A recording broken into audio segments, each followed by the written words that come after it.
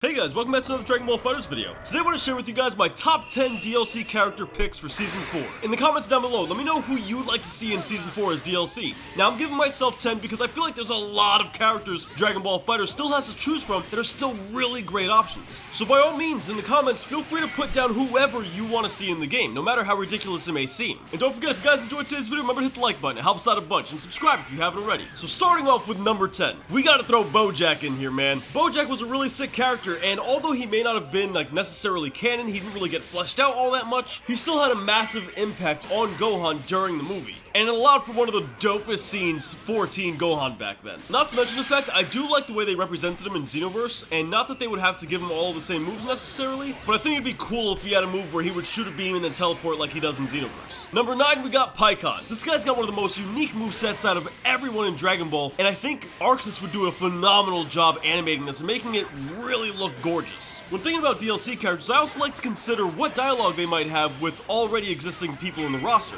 And I think Pycon would do well with that, seeing as he did meet Kid Buu during a filler episode. He obviously met Goku, but he also met Krillin and Yamcha. And he shares a movie with both Gogeta and Janemba, so that's another plus. Number 8, we gotta throw in Adult Gohan. Now, some people give Adult Gohan flack. They're like, I don't know why you guys want him, he's only got one arm, and he's not really all that important. But dude, I honestly, genuinely feel like this is the Gohan we all wanted. This is the Gohan we all deserve. You know, this is the Gohan we almost had. The one that's a fighter, the one that actually trains and tries to protect what he loves. And while the Gohan that we have in Dragon Ball Super does actually make sense since Gohan always hated fighting, it would have been nice to get this tougher version of him. And he's gotta have the one arm as well, man, because that's the iconic motif that makes the character. That's what separates him from our Gohan, well, at least before he became a bookworm. Now, at number 7 slot, I got two characters kind of like together just because I can't pick which one I want over the other one. So we got Dr. Gero and Android 13. Android 13 was a lot of fun, and I really enjoyed his movie, but Dr. Gero can really offer up some unique gameplay mechanics within Dragon Ball FighterZ. Just think about it, dude. You give Dr. Gero a move where he can absorb Ki Blasts, and suddenly people like Z Broly are gonna be struggling.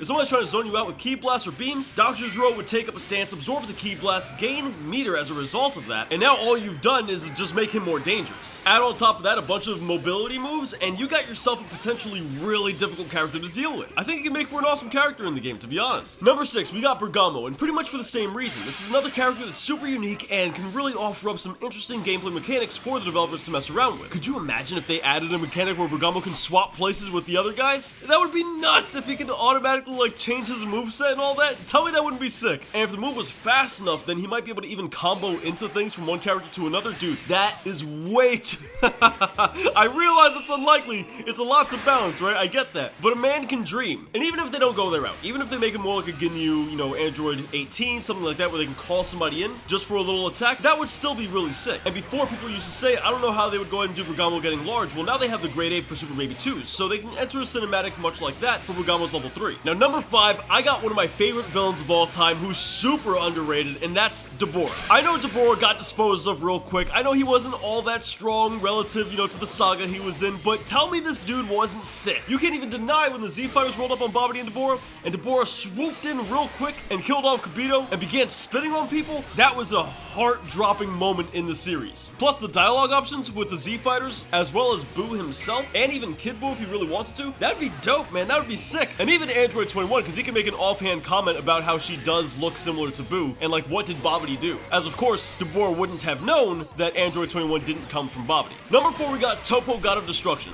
or even just normal Toppo who has something like an installed where he would turn into the God of Destruction form, similar to Golden Frieza. I think some more mechanics like that would be really, really sick. And I know we just got Super Saiyan 4 Gogeta who can level up. His level up system doesn't necessarily change any of the combos that he can actually perform, or any attributes other than giving you really strong supers. So God of Destruction Toppo, I think would be an amazing addition just for that gameplay mechanic alone, but also because he's one of the major antagonists for the Tournament of Power. And he played a massive role not only with Ultra Instinct, with that whole entire fight when Goku first achieved the form, but more so with Vegeta. I think he definitely deserves a spot in this list. Now, number 3 is another stack of characters that I couldn't pick between, so I'm gonna need you guys' help. And I also realize that this stack of characters isn't really practical. They're more than likely not gonna be coming to Dragon Ball FighterZ at all, and they're more likely for Dragon Ball FighterZ 2. But I would love to see 7-3 and Moro in Dragon Ball FighterZ. Now, if you kept up with the manga, you know who these guys are, but if you haven't, you can expect to see them in the anime soon. Personally, I liked Moro back when he was using magic more, but not to get into too many spoilers, 7-3 is pretty dope as well. Number 2, I need Raditz in the game, alright? As a Nappa player, your man needs Raditz.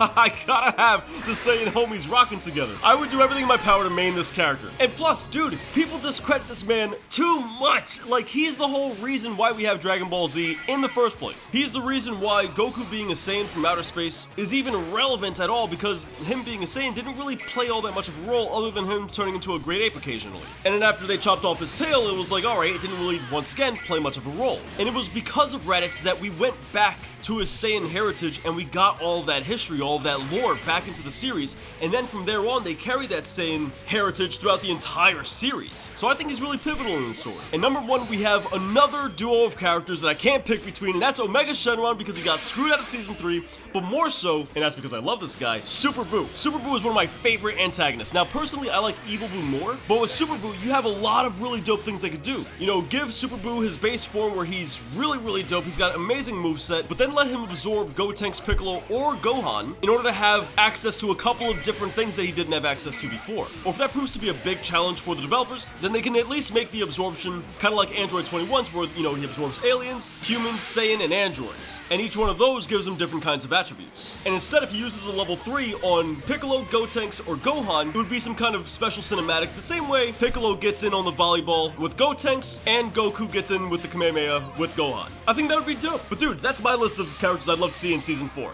Leave yours in the comments down below. It'd be interesting to see who you guys come up with. And if you have any kind of like special gameplay ideas for that character, be sure to leave that down there as well. I'll be reading through all of the comments. Now, if you guys enjoyed today's video, remember to hit the like button. It helps us out a bunch. And if you're new here, feel free to subscribe. I would love to see you guys become part of this incredible community. If you want some more Dragon Ball fighters, check out this video on the left-hand side of your screen. We had a really intense ranked fight where I fought a God of Destruction and we all had really good anchor characters. It came down to the wire and it was a great set. Now this video here on the right-hand side, that's one YouTube recommends for you. So pick whichever one appeals to you most. As always, I want to thank you guys for watching to the very end. I'll catch you guys tomorrow, but until then, have yourselves a wonderful day.